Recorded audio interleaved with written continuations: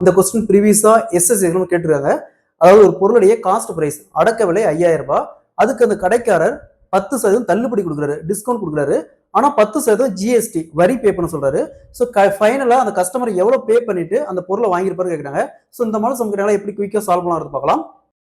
ஒரு கடைக்காரர் ஒரு பொருளுக்கு 5000 ரூபாய் விலை பிக்ஸ் பண்றாரு. அதுக்கு 10% தள்ளுபடி தராரு. 10% ஜிஎஸ்டி அப்படிங்கிறது வரி பே பண்ண சொல்றாரு. ஸோ ஃபைனலா அந்த கஸ்டமர் எவ்வளவு பே பண்ணிட்டு அந்த பொருளை வாங்கியிருப்பாருன்னு கேட்கறாங்க. அதாவது பொருள் விற்ற விலை என்னன்னு கேட்கறாங்க. இந்த மாடல் சம் கேட்டாங்களா? குறித்த விலை எவ்வளவு? 5000. ஸோ 5000 இன்ட்டு ஃபர்ஸ்ட் 10% தள்ளுபடி அப்படிங்கிறாங்க.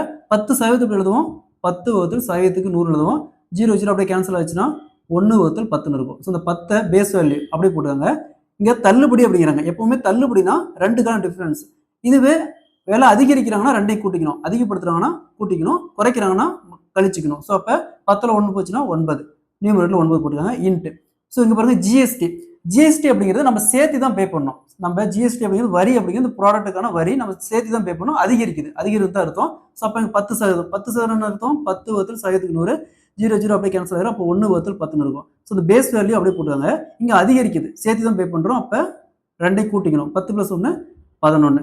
ஸோ 00 அப்படியே கேன்சல் ஆயிரும். 50 × 9 × 11 4950. ஸோ ஃபைனலாக அந்த பொருள் விற்ற விலை பார்த்தோம்னா 4950 ரூபா. Option B is the correct answer. So இதே மாதிரி இந்த சம் பாருங்க. ஒரு பொருளுக்கு விலை 10,000 விலை பிக்ஸ் பண்றாங்க. ஃபர்ஸ்ட் 20% தள்ளுபடி கொடுக்குறாங்க. அடுத்து 20% ஜிஎஸ்டி பே பண்ண சொல்றாங்க. ஸோ அப்போ ஃபைனலாக என்ன விலைக்கு வித்திருப்பான்னு கேட்குறாங்க. இதே மாதிரி தான் இந்த சம் சால்வ் பண்ணிக்கிற ஆன்சரை கமெண்ட்ல போடுங்க.